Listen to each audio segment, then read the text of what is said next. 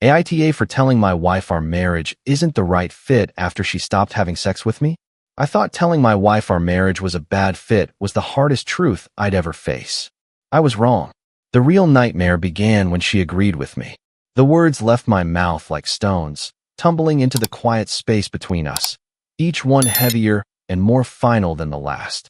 "Elena," I said, my voice unnervingly calm, "I don't think our marriage is the right fit for me anymore."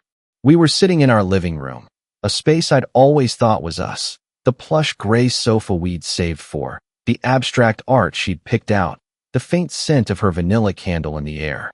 It was the stage of our life together, and I had just set it on fire. Her reaction wasn't what I expected. There were no tears, no screaming, no thrown objects. She simply stared at me, her green eyes wide, her hands still folded neatly in her lap. The silence stretched, thin and taut, until I felt I might scream just to break it. This declaration hadn't come from nowhere. It was the culmination of 6 months of a slow, chilling freeze. The trigger, the final, undeniable symptom of our dying relationship, had been her decision 3 months ago to take sex off the table. "I'm just not in the right headspace, Mark," she'd said, her tone clinical, almost detached. At first, I'd been understanding, supportive, but the weeks bled into months, and the physical distance became a chasm. Every affectionate touch was rebuffed, every attempt at intimacy gently, firmly blocked. I felt like a ghost in my own home, my presence an irritation. So, I had rehearsed this speech. I was prepared for her hurt, her anger. I was braced for a storm. But her stillness was unnerving. "Okay," she finally said, her voice a soft, flat echo in the room. "Okay," I repeated, thrown completely off balance. "That's all you have to say? What would you like me to say, Mark?" she asked, tilting her head. "You've clearly given this a lot of thought. You've decided you're no longer satisfied with the fit. I can't argue with your feelings. This was wrong. All of it. Where was the fight? Where was the woman who debated me for 2 hours over what color to paint the kitchen? It's because of the lack of intimacy, Elena." I pressed, needing to provoke a real reaction, to see some proof that our 20 years together had meant something. "A marriage can't survive like that. I have needs. I feel starved." A strange, almost imperceptible smile touched her lips. It was gone in a second. "I see. So this is about sex." "Not just sex," I insisted, frustration bubbling up. "It's about connection. It's about feeling wanted. You've built a wall, and I can't live on the other side of it anymore." She nodded slowly, as if I were a student who had finally grasped a difficult concept. "I understand. You believe the problem is that I stopped having sex with you. You think that's the cause of your unhappiness, isn't it?"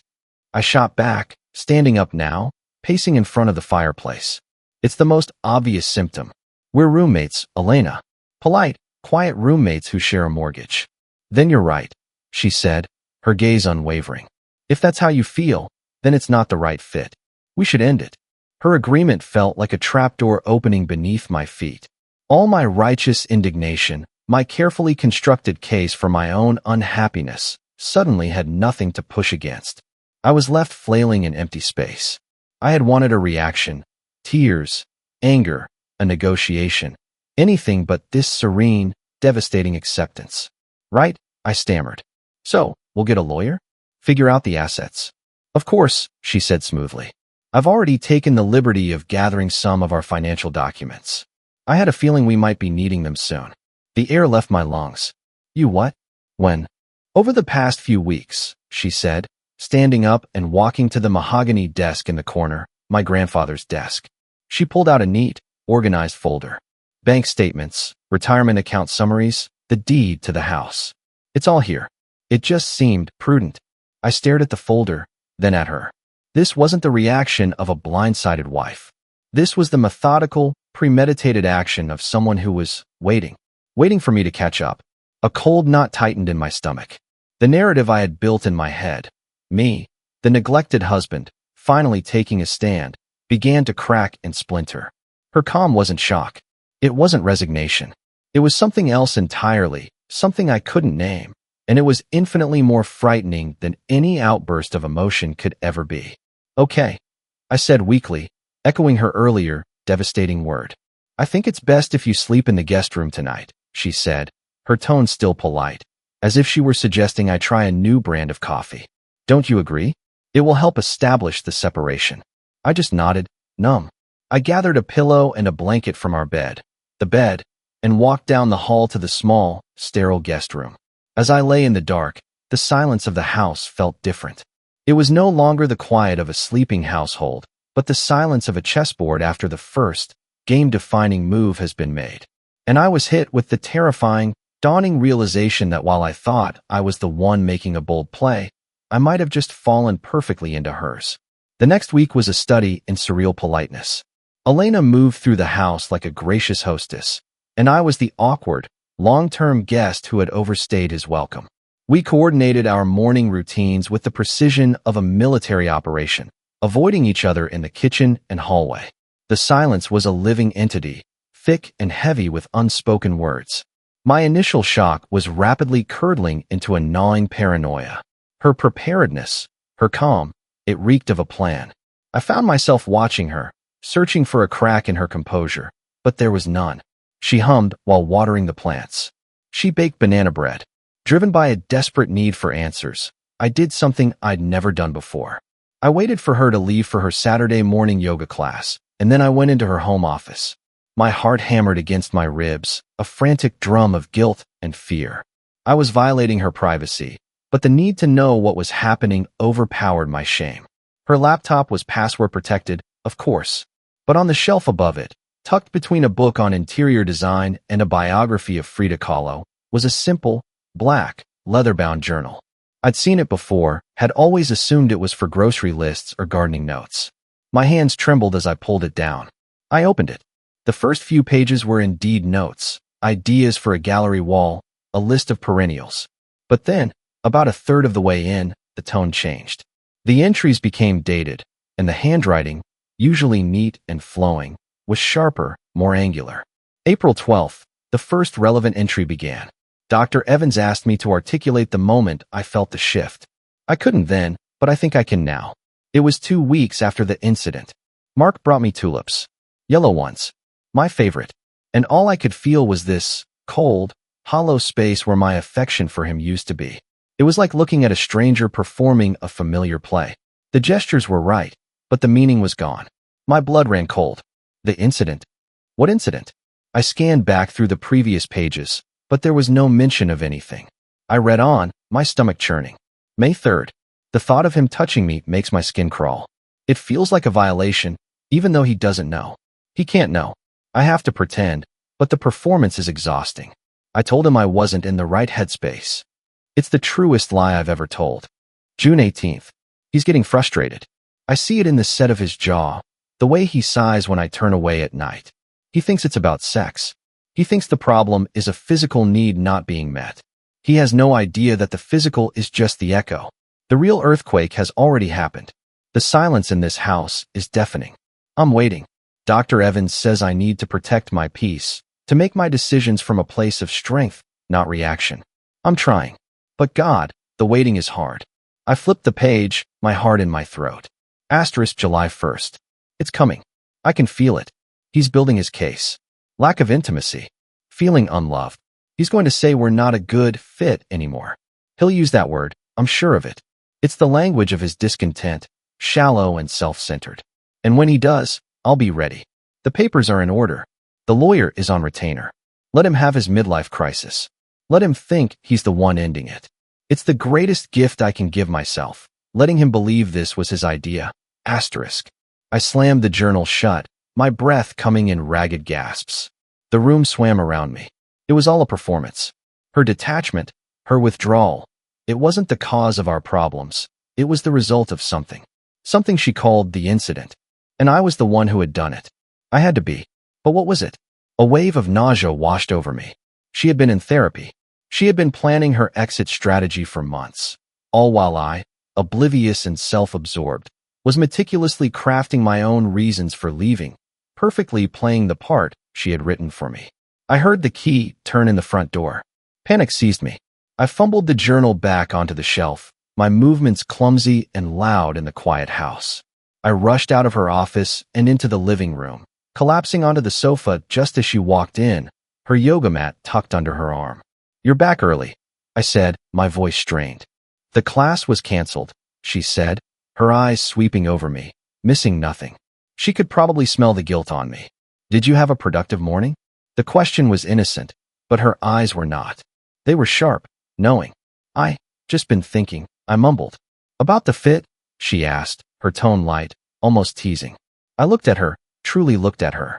I saw not the woman I'd loved for 2 decades, but a strategist, a survivor. And I saw, with terrifying clarity, that I didn't know her at all. The foundation of my entire worldview had just been vaporized.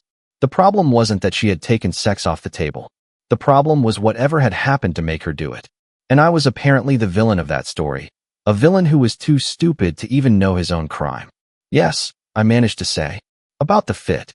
She smiled then, a genuine, chilling smile. Good. It's important to be sure. And in that moment, I was sure of only one thing.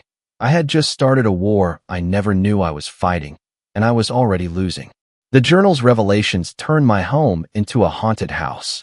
Every room held a ghost. The ghost of the man I thought I was, the ghost of the wife I thought I knew, and the phantom pain of an incident I couldn't remember. I moved through the days in a fog of anxiety, my mind constantly sifting through recent memories, searching for a clue, a crack, anything that could explain the cataclysm Elena had documented. I became a detective in my own life, investigating a crime I was accused of committing but had no memory of. I replayed arguments, scrutinized anniversaries, analyzed every interaction from the last year. Had I forgotten a birthday? Said something cruel in my sleep? There was nothing. Our life, from my perspective, had been a gentle, if slightly boring, slope of comfortable routine. According to her, it had been a cliff edge. My desperation led me to a decision I never thought I'd make. If Elena was seeing a Dr. Evans, there would be a record, a phone bill, an email confirmation, something. While she was in the shower one evening, I snatched her phone from the kitchen counter.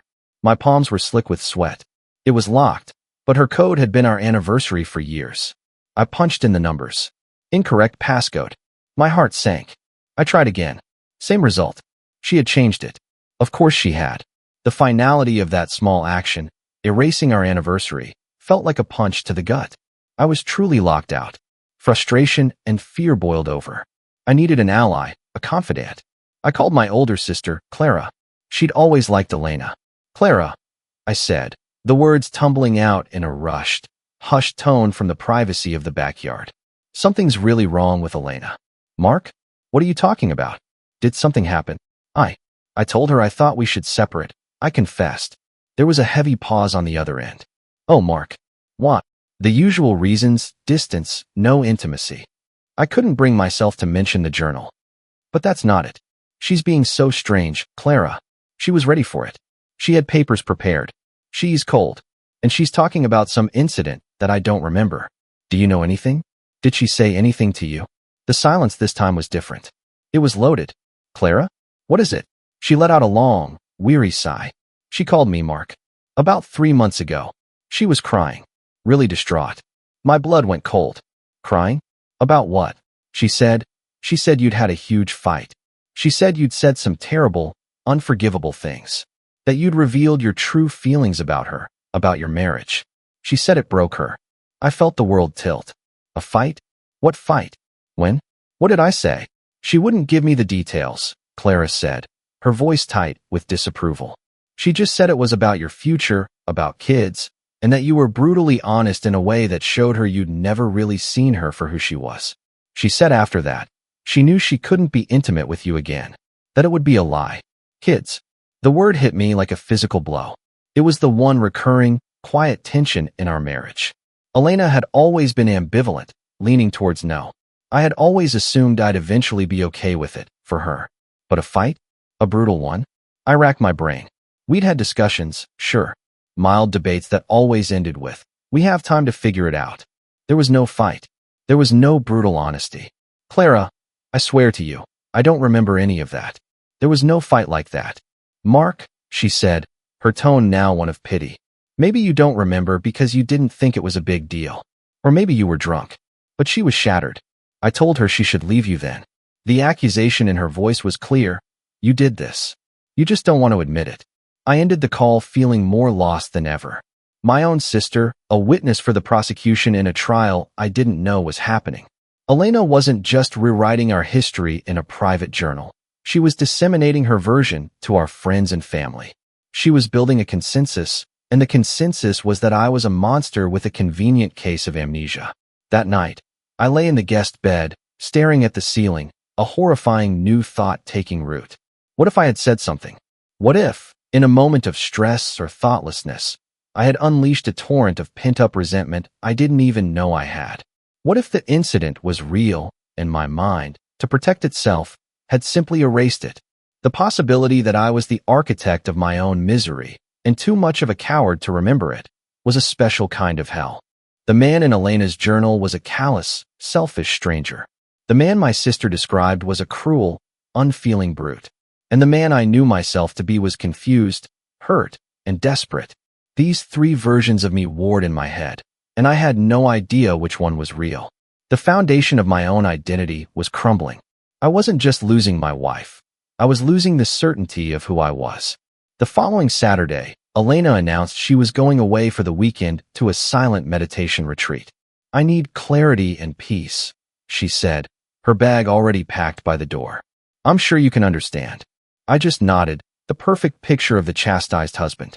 The moment her car pulled out of the driveway, I sprang into action. The house was mine. This was my chance. I started in her office again, but this time with a more systematic approach. I went through every drawer, every file folder. I found the financial documents, the lawyer's contact information, a Sandra Green, ESQ, but nothing about an incident, no notes from Dr. Evans. She was too careful for that. Frustrated, I moved to our bedroom. Our bedroom. It felt like trespassing. Her side of the closet was neat, her sweaters folded with precision. I ran my hands over the shelves, feeling for anything hidden behind clothes. Nothing. I checked under the bed, finding only a thin layer of dust. Then my eyes fell on her jewelry box. It was an antique wooden chest, a gift from her mother. I opened it.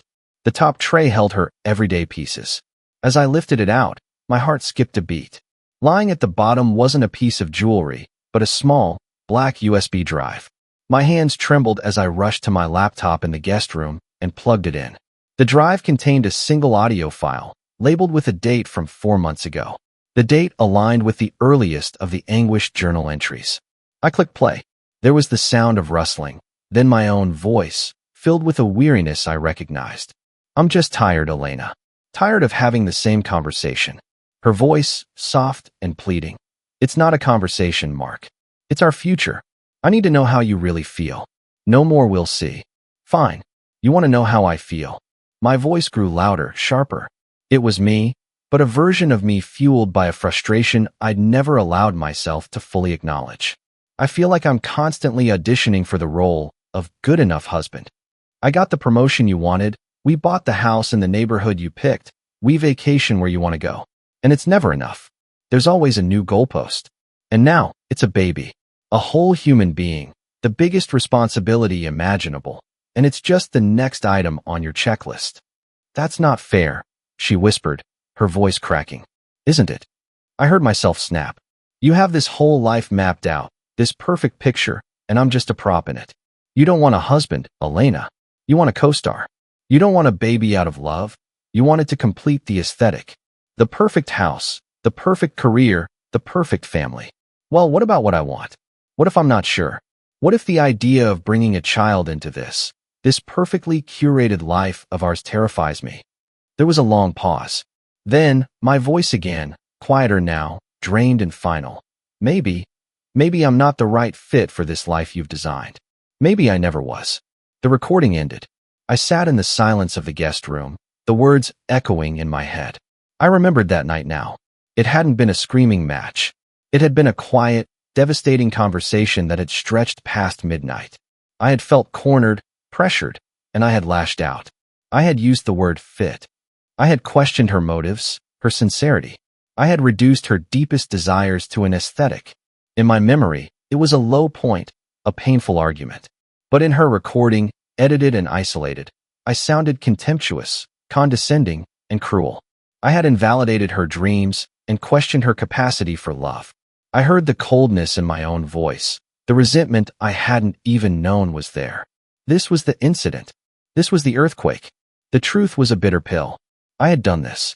Not in the monstrous way her journal or my sister had implied, but I had wielded my words like a weapon. I had exposed a fissure in our foundation that was far deeper and more fundamental than sex. It was about respect, partnership, and a fundamental disagreement on the shape of our future. She hadn't taken sex off the table out of malice or as part of a plan. She had done it because my words had broken something in her. Her heart had closed to me because I had told her, in no uncertain terms, that I didn't believe in the life she wanted to build. Her subsequent calm, her preparation, it wasn't premeditation. It was grief. It was the quiet, steely resolve of a woman who had received the answer to her most important question and was now navigating the heartbreaking aftermath. I had been so focused on my own narrative of neglect, I had never stopped to consider the wounds I had inflicted. The villain wasn't a stranger. He was me. And the twist wasn't in her actions. It was in the devastating, simple truth of my own. I didn't sleep that night. I listened to the recording 5 more times, each playthrough deepening my shame. The man on the tape was me, my fears and insecurities twisted into something ugly and accusatory. I saw the entire last year through a new, horrifyingly clear lens. Elena's withdrawal wasn't a tactic, it was a retreat, a survival instinct. When she returned from her retreat on Sunday evening, she looked serene, her face relaxed. She had found her peace. I was living in my own private hell of self-awareness. "Elena," I said, my voice hoarse from lack of sleep. "We need to talk." She looked at me, her expression neutral, guarded. "All right. Not here," I said, gesturing around the living room, the scene of my initial, ignorant declaration. "Let's go to the backyard." We sat on the patio chairs, the twilight sky painting the garden in shades of purple and orange. It was her garden, every plant chosen and nurtured by her, a testament to the life she built. "I found the recording," I said, not looking at her. She didn't react for a moment. Then, she simply nodded. "I wondered if you would." I listened to it. I continued, the words thick in my throat. "And I remember that night now. I remember everything I said. And I am so sorry. What I said was cruel and unfair, and it came from a place of fear, but that's no excuse. I attacked your character. I invalidated your dreams. I understand now why you pulled away. I understand everything." She was silent, watching me, her eyes glistening in the fading light. "For months, I've been blaming you," I admitted, the confession tearing something open inside me. "I thought you were cold, that you were trying to punish me. I thought I was the victim. I was a fool. I was the one who caused the wound. And then I had the audacity to be angry at you for bleeding." A single tear traced a path down her cheek, but she remained silent. "That word I used. Fit," I said, the word now tasting like ash in my mouth. "I used it again when I told you I wanted out. I was still in that same selfish, narrow mindset. I was still treating our marriage like a piece of furniture that was the wrong style for my house. I never once considered that a marriage isn't about finding the right fit. It's about building one, together. And I stopped building. I started criticizing the blueprint." "Thank you," she whispered, "for saying that. The journal. I read it too." I said, shame flooding me anew. "I invaded your privacy because I was so desperate to understand what I had done. I know I've broken your trust in 1,000 ways."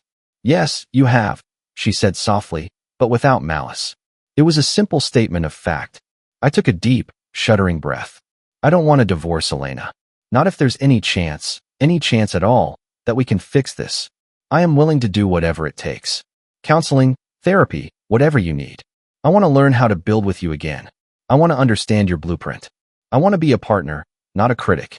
I finally dared to look at her. The serenity on her face had shifted into something else, a profound, weary sadness. "Mark," she said, her voice steady, "I believe you. I believe you're sorry. And a part of me I've been trying to quiet for months, wants to believe we could fix it." My heart leapt with a fragile, desperate hope. "But," she continued, and that one word extinguished the spark, "hearing you say that now, it's too late." The world stopped. "The woman you hurt that night," she explained, her gaze direct and clear. "The one who recorded that conversation and cried to your sister. She would have given anything to hear this." She was shattered, but she was still there, holding the pieces, hoping you would see what you had done and help her put them back together. But you didn't.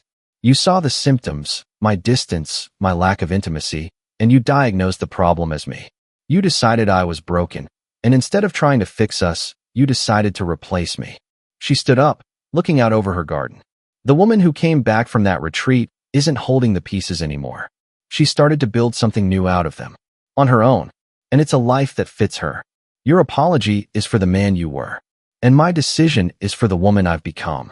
The finality in her voice was absolute. It wasn't anger. It wasn't revenge. It was closure. I had spent all this time chasing a mystery, thinking the twist was a hidden affair or a secret plot. The real twist was the journey itself. It was the shocking revelation that the person I needed to confront wasn't my wife, but the stranger living inside me. And by the time I finally met him, the life I wanted back was already gone. We finalized the divorce 6 months later. It was amicable, as these things go. She kept the house, the garden. I got a small apartment. Sometimes, I drive by our old street and see the lights on in the window. I don't see the ghost of my failed marriage. I see a woman sitting in her perfectly curated living room, in a life that finally and devastatingly fits. The story ends here, but our journey doesn't have to. If you want to join me for the next tale, please subscribe and ring that bell. Your support means everything. Thanks for watching.